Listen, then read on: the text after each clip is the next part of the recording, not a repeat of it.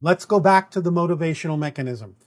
This is the purest form of understanding why you choose to do what you choose to do, why you choose to believe what you choose to believe, why you hold on to things the way you hold on to them.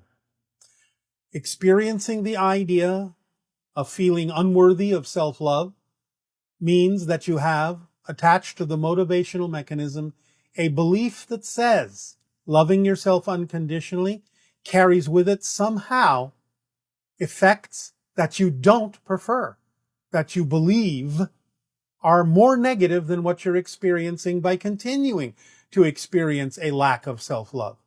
So you have to really dig deep in your honest self-investigation on your motivational mechanism as why you would hold on to something that says you're not enjoying it, you're not enjoying not loving yourself, and yet you consistently keep doing so. So you have to have a belief that says you're getting something out of continuing that path rather than letting go and going in the alternate way. You have to find out what you believe would be so bad about loving yourself that you refuse to do it. So you have to examine your definitions, what you've been taught in life, what you've been brought up with, and really reach that kernel, that core belief that says, refuse to love yourself because the alternative is worse. You have to find out why you would believe the alternative, that loving yourself would be worse than not loving yourself. Is not loving yourself safer? Less alienating to people? Making you more like everyone else so you don't have to feel too different? You require yourself to examine all these different and other possibilities of why you would hold on to something you don't prefer, because you would not be holding on to it if you didn't think the alternative would be worse.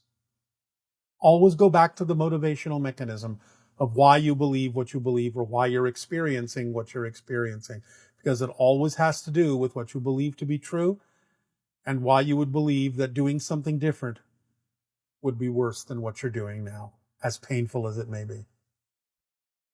This individual has been battling anxiety for most of their life. They meditate and they're on a low-dose medicine, which helps. Can you suggest a method for me or this person that can be more in the moment and to stop ruminating and worrying about things that they can't control? What I have just said to the other person will also work for this person.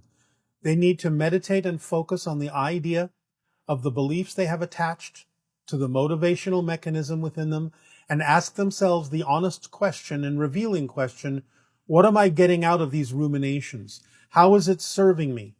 What am I afraid to let go of that I think would be worse if I did?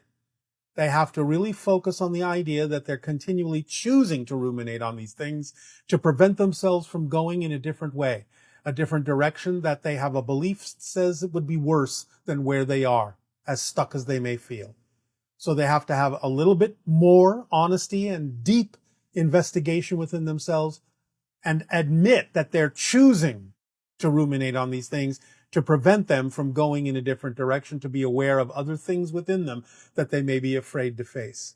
They have to strip themselves away and really look at the core being that they are and why they are holding on to these things, repeating them over and over again, and what they're getting out of doing so and what it prevents them from realizing.